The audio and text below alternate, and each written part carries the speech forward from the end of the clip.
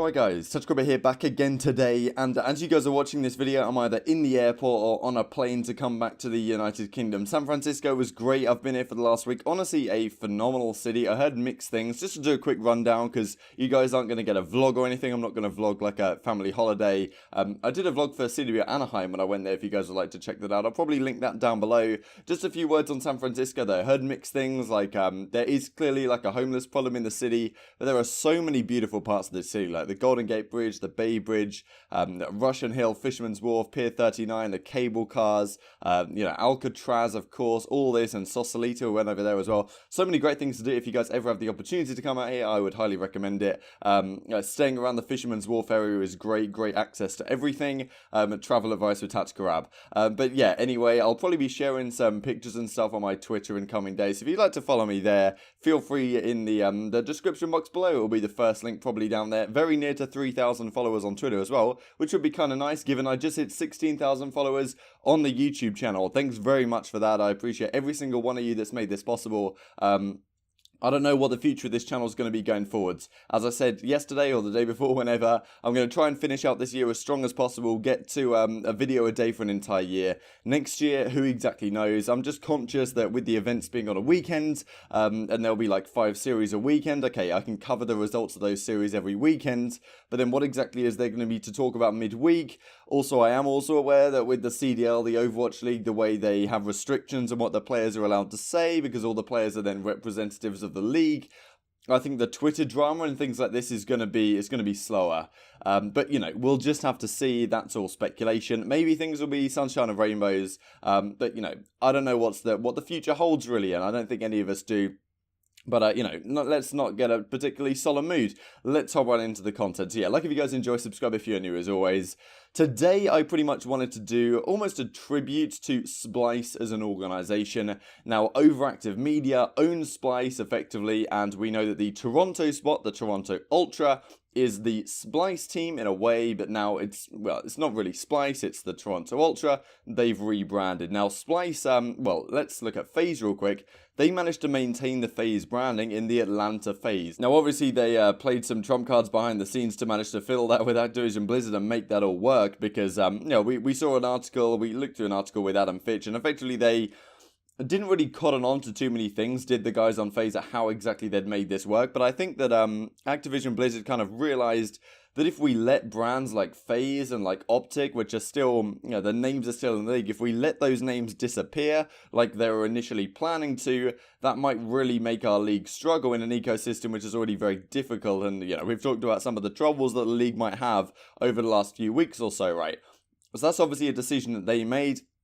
I did mention at the time that that may be a positive in the future for other organizations wanting to come in. Nadeshot with 100 Thieves, of course, said that, well, you know, the fact that we can't keep our branding as 100 Thieves in the CDL was pretty much a complete turn-off that said, like, we can't invest here. And, of course, 25 million at the very minimum is a lot of money anyway. But maybe in the future, Season 2, Season 3, who knows? If it does seem to be a good investment, I'm doubtful, right? But who knows? Maybe Nadeshot and 100 Thieves do decide that if we can keep our name, as FaZe and OpTic have shown, maybe that's the direction to take. However, SPLYCE are not going to be able to do so. It's pretty clear that they decided to go down the Toronto Ultra route. Maybe they now think in hindsight, oh, well, if we'd have finessed it like FaZe managed to do, then maybe we'd have preferred that to exist. But maybe not on the other hand, because also we're seeing that the SPLYCE branding, which has been so legendary really in Call of Duty, we're going to go through today their performances over time, and of course being from the UK, it was a pretty big deal, right, when SPLYCE won the Stage 1 playoffs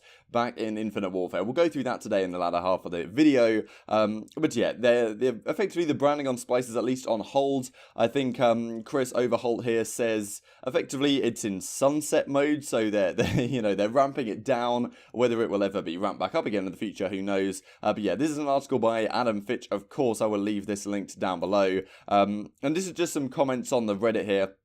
So just a quick rundown of everything really and how this all went. And, you know, as even Lucian says, Toronto's SPLYCE would have been pretty damn clean if they had have been able to keep that branding. So, yeah, SPLYCE was acquired by Overactive Media at the end of 2018. They had a lot of esports teams, Toronto Defiant, Ultra, of course, and now Mad Lions is what they're rebranding to. So we'll look at that in just a second here.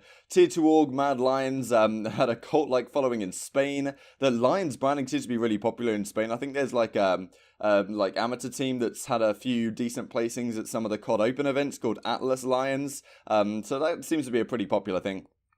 Anyway, their former SPLYCE management were all recently let go or fired. It depends how you want to word it exactly. And if they did go with SPLYCE, they'd have had to sell or rebrand their other teams immediately. So, I mean, yeah, that's OpTic were already prepping for a sale. So that's what we were talking about with OpTic being able to keep their name. But at the same time, FaZe, they still have a CSGO team. They still have other teams. So, I don't know how exactly they managed to make that work behind the scenes. But clearly they did.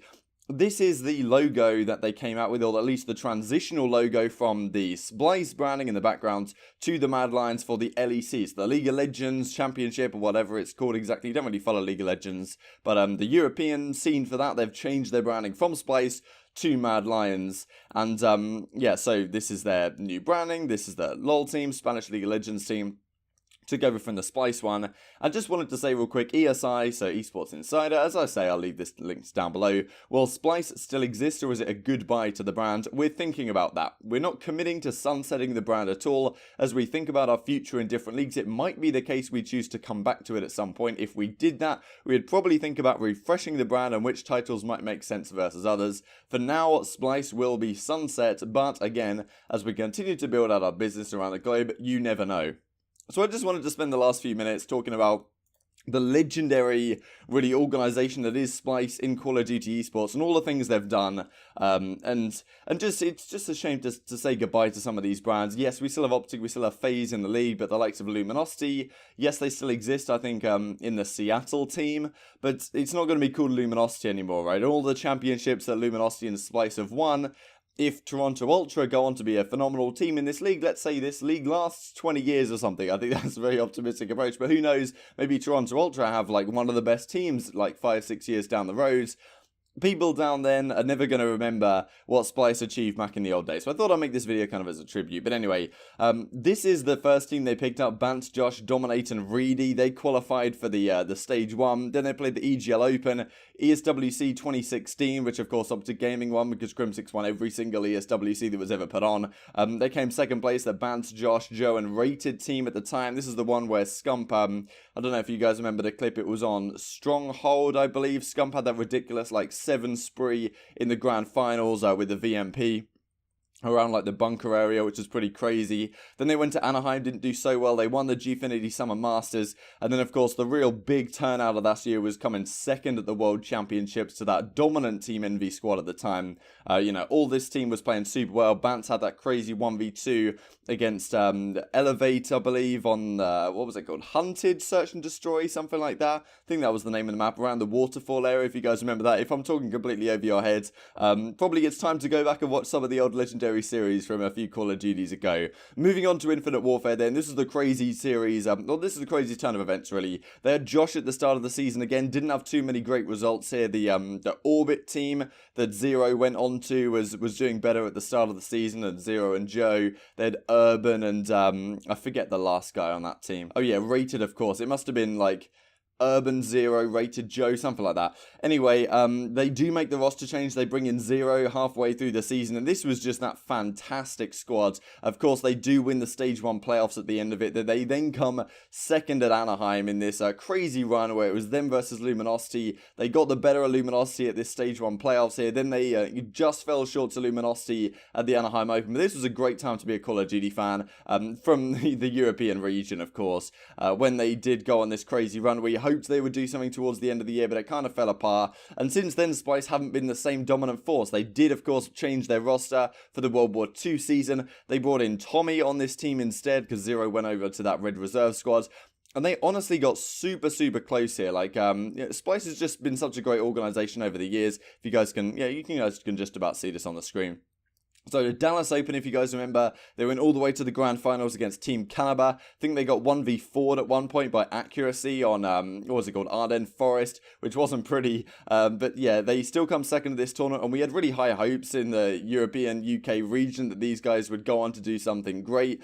They did manage to pull it out at Birmingham. This team was, as far as my understanding, was on the verge of splitting up. They effectively, like, Tommy wasn't even wanting to go to this tournament at Birmingham. They felt like they had literally zero chance of doing anything. But the home crowd at this event, of course, I attended it, was absolutely insane.